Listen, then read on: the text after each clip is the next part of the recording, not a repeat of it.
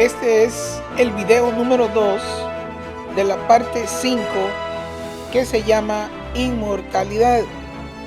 Y en el video pasado comenzamos a analizar los versos antes de el famoso verso en 1 Corintios 15, 51 y 52, donde dice: He aquí os digo un misterio, no todos dormiremos, pero todos seremos transformados en un momento, en un abrir y cerrar de ojos, a la final trompeta, porque se tocará la trompeta y los muertos serán resucitados incorruptibles y nosotros seremos transformados. Dedicamos todo el video anterior a explicar los versos antes de este pasaje y encontramos básicamente justo lo que dice el verso anterior, el verso 50, que la corrupción no puede heredar la incorrupción. Y Pablo está hablando también en el contexto, encontramos que así como se llevó la imagen del hombre terrenal, que es Adán, en el verso 49, también traeremos la imagen del celestial. Pero, hay un gran pero ahí en el verso 50. Pero os digo, hermanos, que la carne y la sangre no pueden heredar el reino de Dios. En otras palabras, la imagen del hombre celestial, que es Jesús. Traemos la imagen terrenal, que es Adán, pero traeremos la imagen del celestial, que es Jesús. Pero eso no se puede hacer con carne y sangre. No es con esfuerzo humano. No es con que alguien diga que se va a dedicar y que ahora es una persona consagrada. No tiene nada que ver. Tiene que venir por la gracia y por la conquista de la corrupción. Tenemos que deshacernos. Hay un problema. Para adquirir esa semejanza necesitamos deshacernos de la corrupción, y eso lo veremos en un momento. También vimos que hay hermanos que están sembrando corrupción, y basados en Gálatas 6, versos 7 y 8, encontramos que hay muchos creyentes que están sembrando corrupción. Y como está allí escrito, aquellos que siembran para la carne, de la carne segarán corrupción. Y ya hemos visto también en los videos de la parte 4 acerca de los hermanos en este mismo libro de Corintios, solo 4 capítulos antes. Hay hermanos de la iglesia de Corintios muriendo que sembraron para la carne y murieron en corrupción. Mi punto es el contexto antes del pasaje de que no todos dormiremos, pero que todos seremos transformados a la final trompeta y que los muertos serán resucitados incorruptibles. Vimos en el contexto que eso no aplica a todos los creyentes, porque hubo quienes en este mismo libro, en 1 Corintios, el capítulo 11, murieron bajo el juicio de Dios. Ellos no serán resucitados incorruptibles porque murieron por juicio, murieron por su pecado sin perder su salvación. Ellos no podrán ser como Jesús y no participarán ni en el rapto ni en la primera resurrección. No tendrán incorrupción, se la perdieron. Ahora, vamos a revisar los versos que están después del pasaje de 1 Corintios 15, 51 y 52. Los versos después de ese pasaje. Y el primero ya lo mencionamos anteriormente. Pablo dice, 1 Corintios 15, 53, porque es necesario que esto corruptible se vista de incorrupción, y esto mortal se vista de inmortalidad, porque es necesario que esas dos cosas acontezcan si nosotros queremos participar de lo mejor de las promesas hechas a nuestro padre Abraham y obtener lo mejor que está disponible de parte de Dios en su Hijo Yahshua HaMashiach o Jesús el Mesías. Así que es necesario que esto corruptible se vista de incorrupción y esto mortal se vista de inmortalidad. Verso 54, Primera de Corintios 15:54. Y cuando esto corruptible se haya vestido de incorrupción y esto mortal se haya vestido de inmortalidad. Se necesita esas dos cosas. Cuando esto corruptible se haya vestido de incorrupción y esto mortal se haya vestido de inmortalidad. Mire la palabra que sigue. Entonces, estamos en el verso 54. Cuando esto corruptible se haya vestido de incorrupción y esto mortal se haya vestido de inmortalidad, entonces, es un puentecito ahí, hermano. Tienen que suceder esas dos cosas. Si esas dos cosas no suceden, lo que está después de entonces no se aplica a aquellos que no lo hagan.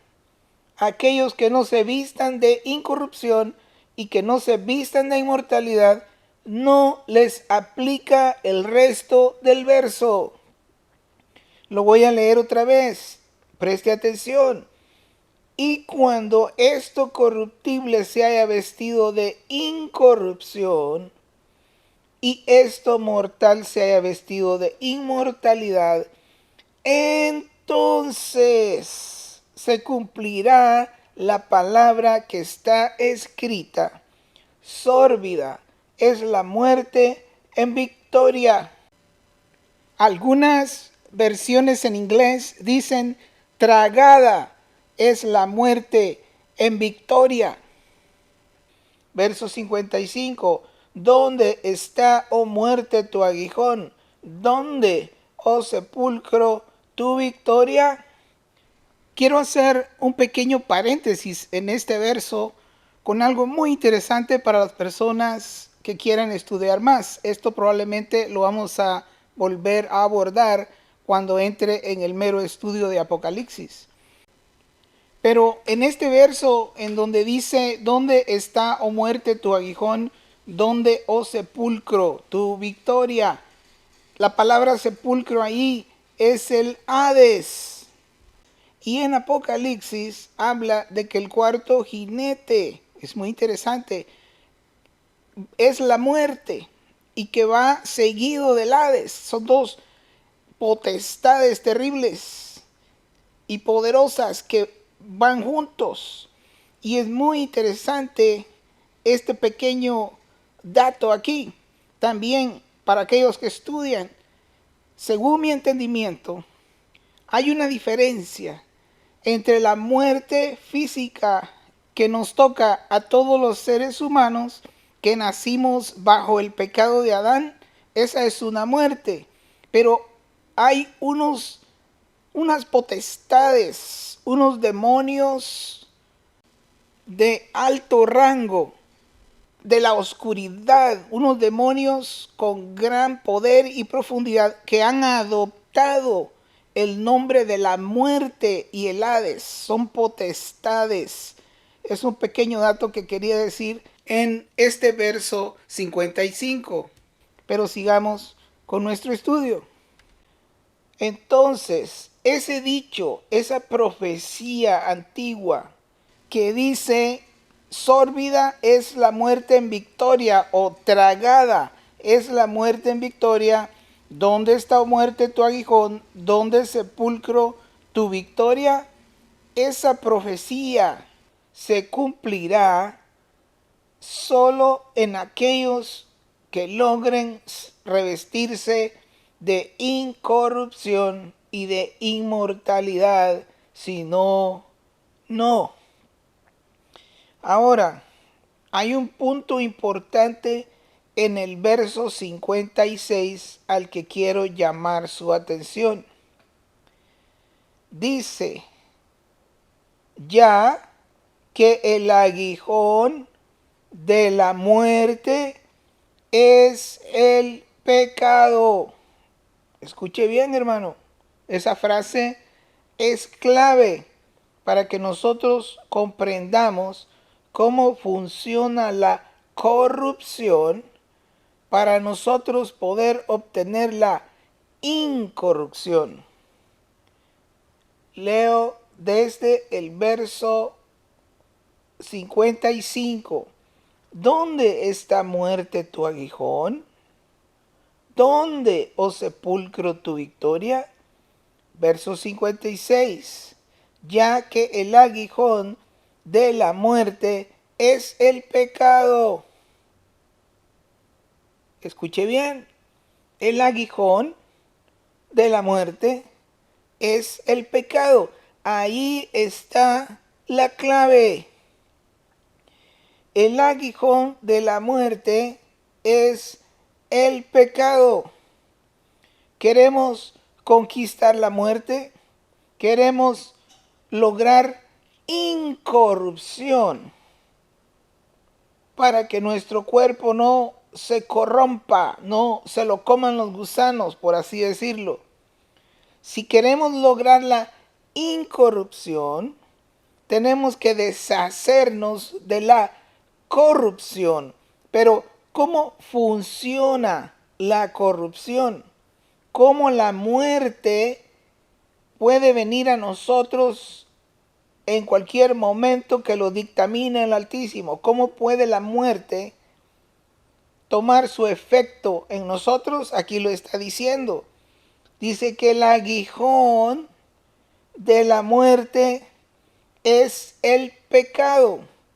Ahora, mire bien, eso quiere decir que si nosotros logramos deshacernos del pecado, la muerte no tiene en dónde clavar su aguijón en nosotros. Ahí está el secreto. El aguijón de la muerte es el pecado. Si no queremos la muerte, si queremos incorrupción e inmortalidad, tenemos que deshacernos del pecado. ¿Por qué? Porque si la muerte, vamos a hablar figuradamente, la muerte viene enfrente suyo y encuentra pecado en usted, lo clava con su aguijón. Y por ende usted muere, su cuerpo morirá, no resurrección. Necesito hacer un pequeño paréntesis aquí en esto que estamos estudiando, porque esto es más profundo. Esto es para aquellos que quieren lograr lo mejor de Dios. Ahora, acabo de decir que si viene la muerte figuradamente y está enfrente suyo y encuentra pecado en su vida, tiene donde clavarlo. Y eso es así, porque así está en la Escritura. Ahora, viene temor, porque dije que no participarán en la resurrección. Sí, no participarán en la resurrección que está descrita en este pasaje que estamos estudiando del verso 51 y 52. Pero, como veremos más adelantito, necesito que escuche los demás videos para que esté bien claro todo esto.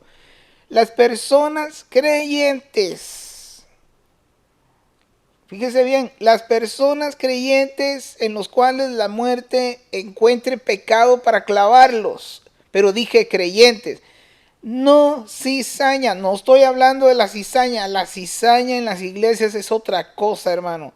Estoy hablando de cristianos carnales, cristianos inmaduros, cristianos niños en Cristo, pero son creyentes, son sembrados por el Padre, porque Jesús dijo, toda planta que no sembró mi Padre será desarraigada.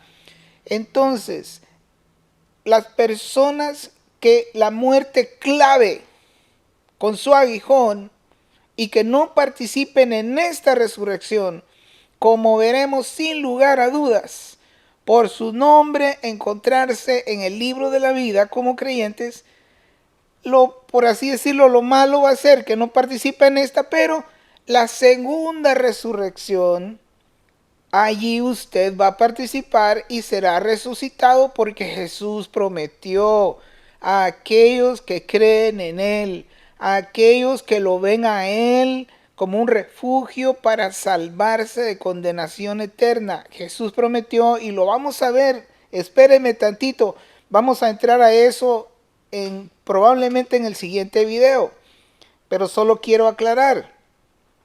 Los clavados por la muerte, el aguijón de la muerte, siendo creyentes, tienen la esperanza, tienen la seguridad, mejor dicho, de que van a ser resucitados. Jesús prometió que los iba a resucitar y eso será después del juicio final. Sus nombres serán hallados en el libro de la vida, no serán lanzados al lago de fuego.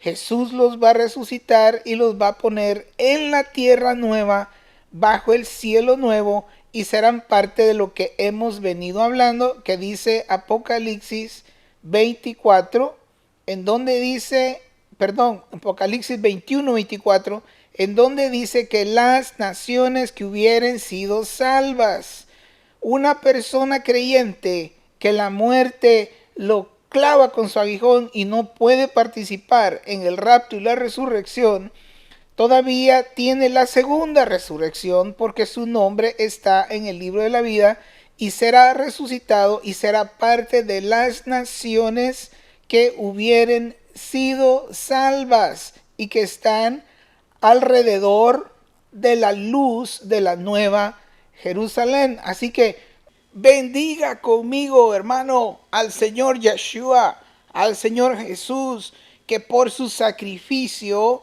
si fallamos y no logramos alcanzar el plan A, Él tiene el plan B. Si usted no la hace para la primera resurrección y la muerte viene y lo clava con el aguijón porque encontró pecado en usted, usted tiene la seguridad, no es la esperanza, sino la seguridad. Jesús prometió, y estamos a punto de ver eso, probablemente en el próximo video vamos a ver acerca de la segunda resurrección. ¿Cuándo ha fallado Jesús una promesa? Dígame. Ni siquiera podemos concebir la idea de que Él falle a su promesa. Y como veremos, Él prometió varias veces y lo que Él dice de su boca se cumplirá. Debemos estar seguros. Pero hay un plan. El plan de Él es que logremos vencer el pecado para quitar de en medio la corrupción. Pero si no lo logramos, Él tiene un plan B. Lo seguro es que no seremos lanzados al lago de fuego, sino que nuestros nombres están en el libro de la vida. Así que bendito sea el nombre del Altísimo. Bendito sea el nombre de Yeshua, el Mesías, por el derrame de su sangre, por el rociamiento en nuestras vidas para el perdón de nuestros pecados. Bendiga al Señor conmigo, hermano, porque Él tiene todo calculado. Si falla el plan A, Él tiene plan B, y nosotros debemos dormir confiados y seguros. En paz me acostaré y así mismo dormiré, porque solo tú, oh Yahweh, me haces vivir confiado, dice el Salmo. Ahora, este estudio es más profundo porque ya tiene que ver con deshacerse del pecado. Y yo sé de que en la mente del cristiano común eso es imposible, pero espéreme tantito, déjeme explicar. Vamos a explicar cómo nosotros podríamos deshacernos del pecado. Usted me oyó bien. Podemos deshacernos del pecado. Usted puede, hermano. Yo puedo. Está en las Escrituras. El Señor ha provisto maneras que nosotros podemos lograrlo. Pero para eso tenemos que reencontrar conceptos, porque nosotros tenemos un concepto un poco distorsionado de lo que es el pecado. Tenemos un concepto distorsionado de lo que es la santidad, y eso lo estaremos viendo pronto. Pero como digo, espéreme un poquito, tenga paciencia, siga escuchando con un corazón abierto y con su Biblia abierta, hermano. El concepto bíblico para conquistar el pecado está en la Biblia y lo voy a compartir, pero todavía no he llegado a ese punto y no puedo decir mucho de eso porque es muy amplio y podría ser malentendido. Así que seguimos hablando de 1 Corintios 51, donde habla de la resurrección, y estamos en el verso 56, donde dice de que el aguijón de la muerte es el pecado. Pero veamos en pantalla, hermano, una fórmula basados en este verso. Pecado más aguijón igual la muerte. Si hay pecado, la muerte tiene donde clavar su aguijón en su vida. Igual usted muere, hablando desde un punto de vista físico, no incorrupción. Pecado más aguijón igual corrupción. Pecado más aguijón, no inmortalidad. Pecado más aguijón igual no seremos como Jesús. La fórmula continúa.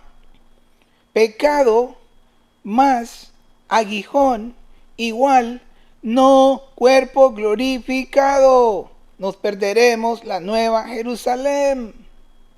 Ahora, invirtamos esa misma fórmula. Si no hay pecado, no pecado, más no aguijón, igual vida de entre los muertos. ¿Me doy a entender, hermano? Si no hay pecado, tampoco hay aguijón. La muerte no tiene donde clavarlo. Usted vivirá, usted obtendrá incorrupción, usted obtendrá inmortalidad, usted vendrá a ser como Jesús, usted participará en el rapto y la primera resurrección que está descrita en este pasaje. Su cuerpo no sufrirá corrupción. ¿Por qué? Porque si no hay pecado, ahí va la fórmula otra vez, si no pecado, más no aguijón, igual vida de entre los muertos. Yo entiendo que estas cosas suenan difícil, pero por eso le pido, escuche los demás videos, no se vaya sin oírlos, si no, no va a entender. No es tan complicado de comprender cuando es explicado, y usted lo verá. Lo que pasa es que estamos en una matrix religiosa que nos ha dicho que no podemos vivir sin pecado, pero el problema es falsos conceptos. Necesitamos combinar el concepto de lo que es el pecado con el concepto del nuevo pacto. El nuevo pacto en la Biblia, y esto lo veremos después, solo es para no dejar completamente en el aire estas ideas. El nuevo pacto consiste en que ya no vivimos por la ley, por la Torah, por la ley escrita en piedra. Hermano, no se puede cumplir la ley de ninguna manera en este momento. Primero porque no hay templo. Muchísimas de las 613 leyes de la Torah no pueden ser cumplidas porque no hay templo. Y hay otras cosas más que veremos en otro video. Ya no vivimos por la letra escrita en piedra, dice la Biblia, y veremos más de esto más adelante, pero ahora lo que el Espíritu está haciendo en el nuevo pacto es que está tomando la ley escrita en piedra y dice la Biblia que la está escribiendo en corazones de carne. Por eso tampoco no debemos vivir, como Pablo dice, en la letra muerta de la Biblia. La Biblia en sí misma, los versículos y lo que está escrito en papel, hermano. Pablo dice que es letra muerta. Si no hay vida del Espíritu en ella, no pasa nada. Es como los hermanos que dejan el Salmo 91 abierta, su Biblia, el Salmo 91 enfrente de la puerta. Dios mío, eso es porque se está pensando de que la protección de que habla el Salmo 91 va a venir por tener el Salmo abierto, hermano. Eso es esotería, eso es hechicería, eso es lo mismo que poner un racimo de ajos o que poner una herradura por encima de la puerta. Son esotería eso, hermano. Es misticismo. Ahora, el balance a eso es si una persona no tiene su corazón o su fe puesta en que el salmo abierto va a espantar espíritus y cosas de esas. Si una persona lo hace por razones decorativas o por razones de que es un recordatorio de las escrituras y que nos gozamos en las escrituras, si está bien, puede poner la Biblia en el Salmo 91, en cualquier salmo que pueda. Asegúrese que su corazón no está pensando de que eso va a ahuyentar espíritus o mal karma o cosas de esas para que no caiga en esotería. Eso es el balance a esto que acabo de decir.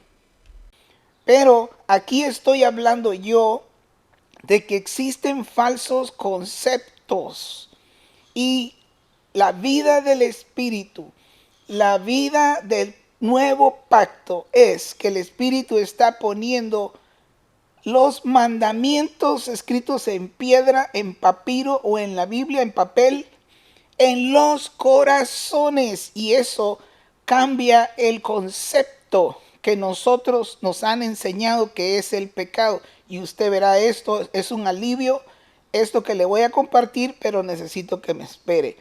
Mientras tanto, sigamos analizando estos versos que hablan acerca de la incorrupción y de la inmortalidad.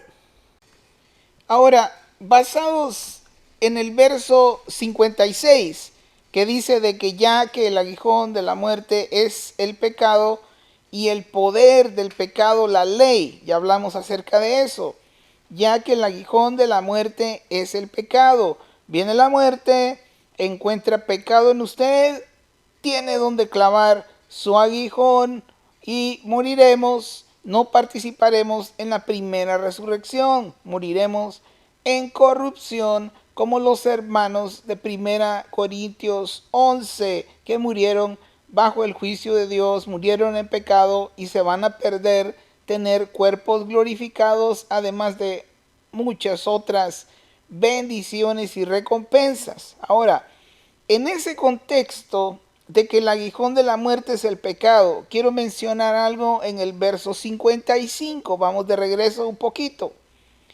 El verso 55 dice: ¿dónde está, oh muerte, tu aguijón? ¿Dónde, oh sepulcro, tu victoria? Hermano, eso es un desafío a la muerte. Eso es un reto a la muerte. Pensemos por un momento. ¿Qué hermano, ahorita que no ha llegado el momento para que nosotros seamos transformados y esta mortalidad que tenemos sea convertida en inmortalidad y esta corrupción que tenemos sea convertida en incorrupción? ¿Qué hermano de nosotros se atreve, y sí lo hay, a hacer este reto, a pararse delante de la muerte, delante de esta potestad tan terrible de la muerte y el Hades, que son los mismos del cuarto sello, como mencioné. ¿Quién puede ir y pararse delante de la muerte y decirle lo que dice el verso 55, retar, desafiar? ¿Dónde está, oh muerte, tu aguijón? Si una persona creyente bocón, sea ministro, sea quien sea, a mí no me importa, si se para delante de la muerte y usted tiene pecado en su vida y usted le dice, ¿dónde está, muerte, tu aguijón? Lo clava ahí mismo. Ahí mismo lo clava, hermano. ¿Por qué? Porque el aguijón de la muerte es el pecado. Y si hay pecado en usted y usted se para de bocón delante de la muerte, ahí mismo lo va a clavar, hermano. Esto es grande en el sentido que es una oportunidad. No tengo ni siquiera palabras para describir la oportunidad que Dios está dando acerca de esto, hermano. Él quiere compartir su gloria. Nosotros hemos oído de que Él no comparte con nadie su gloria. Hermano, Él por medio de Yeshua, ya vimos Colosenses 1:27, Cristo en vosotros es la esperanza de gloria. Él quiere compartir con nosotros, pero mi punto es, no podemos pararnos delante de la muerte y retarla si no hemos conquistado el pecado. Y como ya empecé a mencionar, vamos a ver acerca de eso más adelante, cómo nosotros podemos conquistar el pecado en nuestras vidas. Yo sé que suena difícil. La matrix religiosa en la que vivimos nos ha programado las mentes, hermano. Nacimos en un sistema religioso que nos dice que no podemos vivir sin pecado. Oh no, eso es imposible. Ese hermano ya se está exagerando mucho. Pero si venimos a las escrituras, usted verá, hermano, que lo que le estoy diciendo es así. En otras palabras, esa matrix religiosa nos ha programado para no ser como Jesús. Nos han mentido, hermano. Nos han inundado de mentiras como este sistema en el que vivimos. Y la Biblia dice que sí se puede ser como Jesús. Sí podemos conquistar el pecado. Nomás hay que aprender cómo, pero sí es posible. Y por la gran misericordia del Altísimo y por el gran poder de la sangre de Jesús, la sangre de Yeshua, hermano, como mencioné anteriormente. Esto es el plan A. El Señor quiere en este plan que nosotros obtengamos la incorrupción y la inmortalidad. Pero si por nuestra debilidad, no porque Él falle, sino porque nosotros fallamos. Pero si en nuestra debilidad fallamos y llega el punto en que no la hacemos en esta primera resurrección, entonces el Señor, porque nos conoce, por su gran misericordia, por el gran poder de la sangre de Jesús, hermano, que eso es digno de acción de gracias, de alabanza, adoración. Él tiene plan B, hermano, para usted. Si no la hace, tiene una resurrección preparada. Jesús lo prometió, como veremos en el próximo video. Y Él no fallará a su palabra. Usted tiene una resurrección segura, que es la segunda resurrección. Su nombre está en el libro de la vida. Sus pecados han sido perdonados. Por creer en Jesús, su fe le ha sido contada por justicia, hermano. Y usted no será lanzado. Usted ha sido librado de el ser lanzado al lago de fuego. Hay un aspecto de la vida eterna que es eso, el ser lanzado al lago de fuego es la segunda muerte. Usted ha sido librado de eso por medio de la fe en el Señor Jesucristo para el perdón de sus pecados por el rociamiento de la sangre derramada del Cordero. Ahora, después de haber visto los versículos antes del verso 51 y 52 que hablan de lo que nosotros conocemos como el rapto y esa resurrección y la final trompeta y que seremos resucitados incorruptibles y todo eso. Después de ver los versos antes, podemos ver nosotros que este rapto, esta resurrección del verso 51 y 52 están, por así decirlo, enmarcados con el concepto bíblico antes del pasaje, donde dice de que no podemos lograr esa resurrección que habla allí, ni esa transformación con corrupción. No podemos alcanzar la incorrupción. Necesitamos nosotros deshacernos primero de la corrupción para poder participar en eso. Y como vimos en esta otra parte también, del versículo 53 al versículo 56, nosotros necesitamos vencer el pecado para poder deshacernos de la corrupción. Y que cuando la muerte venga, porque el aguijón de la muerte es el pecado, vimos en el verso 56, cuando la muerte venga delante de usted, si encuentra pecado, lo clava y entonces usted muere, su cuerpo se corrompe. Pero si logramos la manera de encontrar cómo deshacernos del pecado, cuando la muerte venga, no encontrará un lugar donde clavar su aguijón. Y esto es muy importante. Ahora, vamos a leer el pasaje ahora de 1 Corintios 15, 51 y 52.